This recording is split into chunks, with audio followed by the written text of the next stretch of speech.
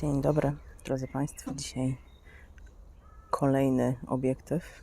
Tym razem jeden z moich najnowszych nabytków, czyli 75-300 Olympusa.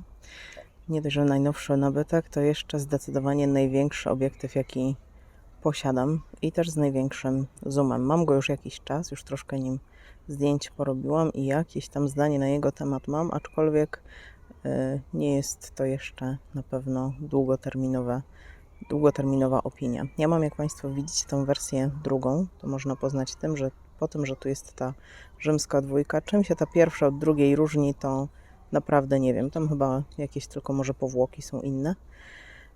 Obiektyw jest naprawdę spory, aczkolwiek nadal niewielki. I co jest fajne w nim, to jak ściągnę mu pokrywkę, to zobaczcie Państwo, że średnica filtra jest dokładnie taka sama jak w moim 12-45, jak również w 40-150, czyli mam jeden filtr 58 i pasuje mi bez żadnych przejściówek na wszystkie obiektywy. Obiektyw nie jest uszczelniony, więc w deszczu raczej nim nie pofotografujemy. Jest dość ciemny, bo jak tutaj Państwo widzicie, on zaczyna się przy 75 od 4,8, kończy się na 6,7, więc to nie jest super jasny obiektyw i zdecydowanie bardziej się nadaje na słoneczne dni niż na pochmurne dni. Na pochmurne bym go generalnie nie polecała, bo ISO idzie w kosmos. Co zoom? Zoom się wysuwa, to nie jest wewnętrzny zoom, tylko tak jak w tym tańszym Plastic Fantastic, zoom się wysuwa i obiektyw prawie podwaja swoją długość, więc to trzeba sobie też wziąć pod uwagę. Nie wiem, czy to jest kwestia tylko mojego egzemplarza, ale pierścień ostrzenia manualnego chodzi niezwykle lekko. Chodzi tak lekko, że naprawdę wystarczy, że go tylko delikatnie dotknę i już idzie. Drodzy Państwo, no musiałam na chwilę przerwać, bo raz, że tam kosiarze umysłu jeszcze likwidują skutki nawałnicy, to tu nam czapla, drodzy Państwo, stoi. Więc ja teraz zrobię jej zdjęcia i zaraz do Państwa wracam. Już jest na EM5 nasz długaśny obiektyw i strzelamy czaplę. No, drodzy Państwo, wydaje mi się, że mamy to, a skoro już tu jesteśmy, to pśnica Państwu pokażę, bo tu nic nie widać. Chciałam Państwu pokazać, jaki jest zasięg, ale to na przebitkach Państwu pokażę na zdjęciach. Ale generalnie na M5 Mark III ten obiektyw bardzo w porządku. Bardzo w porządku i zauważcie Państwo, że nie mam dodatkowego ripa. Mam samą M5. Postrzelam jej jeszcze trochę zdjęć, bo rzadko się zdarza, żeby jeszcze miała takie piękne odbicie w wodzie. No, drodzy Państwo, akcja czapla zakończona sukcesem. Zaraz Państwo wiadą pewnie zdjęcia z tego w którymś momencie. Natomiast chciałam Państwu pokazać, jak ten obiektyw wygląda na M5 Mark II. Tutaj sobie jest M5 Mark II i jest obiektyw zwinięty. Tu dla porównania jest 45, z którą tu sobie dzisiaj jestem. Więc taki oto jest duży ten obiektyw. Jak go wysuniemy, no to robi się taki. Natomiast ja nie mam problemu z trzymaniem go na M5 Mark III. Oczywiście, że mówiłam Mark II, prawda? Oczywiście. Bo ten grip jest wystarczający, aczkolwiek na dłuższą metę dużo wygodniejszy jest ten grip dodatkowy, bądź M1 Mark II, 3, 1, wszystko jedno, które, byleby miał głębszy grip. Co natomiast zauważyłam? Mam do niego osłonkę. Osłonka to jest, mało powiedziane, to jest gigantyczna osłona. Niech ja ją tutaj zaczerpnę z torby. O, proszę bardzo. To jest osłona. I ta osłona jest naprawdę, naprawdę duża i ciężka. I co ona robi? Jak ja ją założę na obiektyw, zaraz to Państwu pokażę, jak mi się to uda zrobić jedną ręką. Założę sobie ją na obiektyw, zaklikła, powiedzmy. To teraz, jakbym miała ten aparat tako i bym zaczęła nim potrząsać, to proszę zobaczyć, co się dzieje.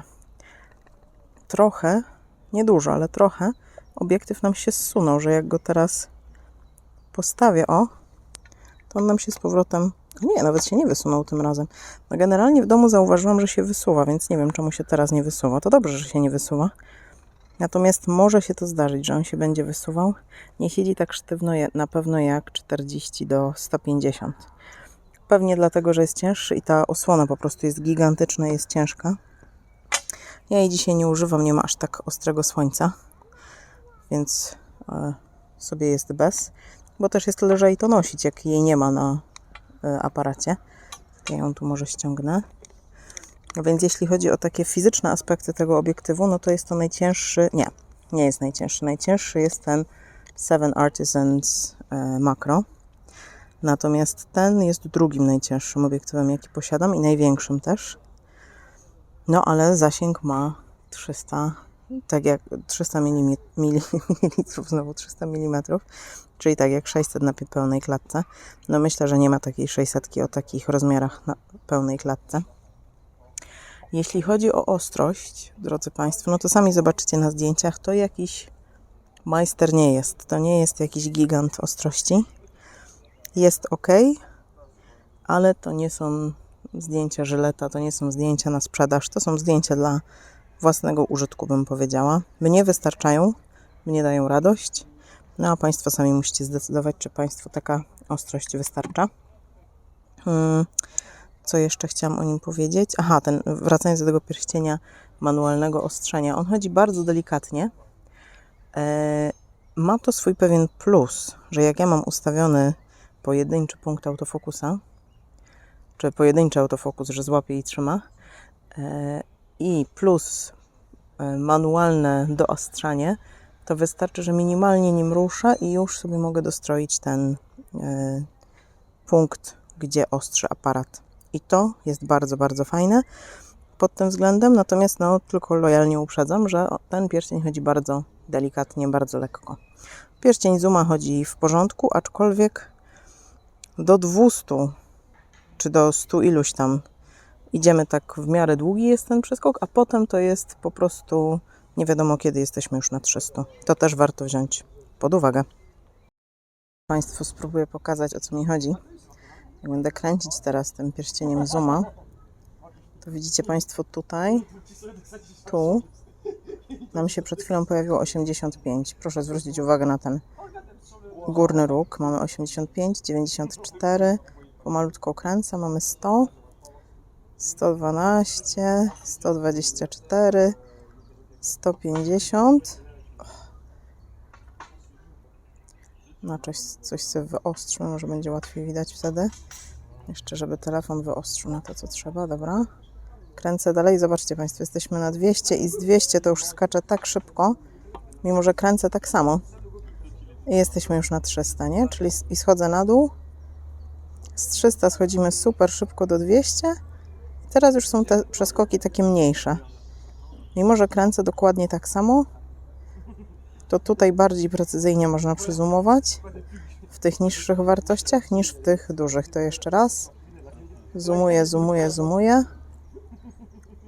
Dochodzimy sobie do 200 i teraz się już zaczyna pomału dzicz i też ciężej chodzi ten pierścień Zooma, że tu mi ciężko to zrobić jedną ręką, po prostu ciężej chodzi i 300. Także tak to wygląda, jeśli chodzi o te zoomowanie, o to, o czym Państwu mówiłam. Państwo słyszeć zaśpiewy, bo siedzę sobie w takiej kawiarence na zewnątrz, a za mną siedzą chłopaki, chyba z Francji i coś sobie śpiewają. No fajnie. Co jeszcze chciałam powiedzieć? No wiadomo, że jak jest taki trochę cięższy obiektyw, jak teraz jest na EM5, no to będzie EM5 ciągnął do przodu. Zaraz to Państwu pokażę. Tu widzicie lufę teraz, prawda? Więc jak go podniosę na pasku, żebym go nie strzaskała, to go najpierw położę. Ale jak go podniosę na pasku, to no widać, jak go ciągnie po prostu obiektyw w dół, nie? Że on nie jest wtedy wyważony aparat dobrze, tylko ciągnie obiektyw w dół, ale to się będzie działo, myślę, w M1 tak samo. M1 nie jest o tyle cięższy, żeby to wytrzymać, więc nam aparat będzie ciągło w dół. Obiektyw nam go będzie ciągnął w dół, ale i tak jak robimy zdjęcia takim obiektywem, to raczej lewą ręką podtrzymujemy obiektyw. To jeszcze, drodzy Państwo, minimalna odległość ostrzenia. Widzicie tu moją filiżankę po kawie. I tu mam nadzieję widzicie ekran, widzicie w miarę. I to jest jakby maks naszego, tego co możemy osiągnąć. Gdzie ja tu mam punkt ostrzenia, muszę troszkę jeszcze nawet cofnąć. Dalej się nie da. Widzicie Państwo? To jest mniej więcej taka odległość. Na obiektywie jest napisane 0,9 metra. No i tak to by wyglądało. Zaraz zobaczymy, jak wysunę na 100. Ile nam tu wyjdzie. Przy okazji widzicie, jak mi się trzęsie ręka. Kawa i fotografia to jest złe połączenie, ale nie zamierzam sobie kawy odmówić. Drodzy Państwo, tu dzisiaj jest jakieś szaleństwo. Ja nie mogę skończyć Wam mówić o tym obiektywie, bo tu co chwilę coś się wydarza. Przed chwilą się tu 2 dzięcioły biły. No naprawdę Pszczynę polecam jako centrum fotografii wildlife.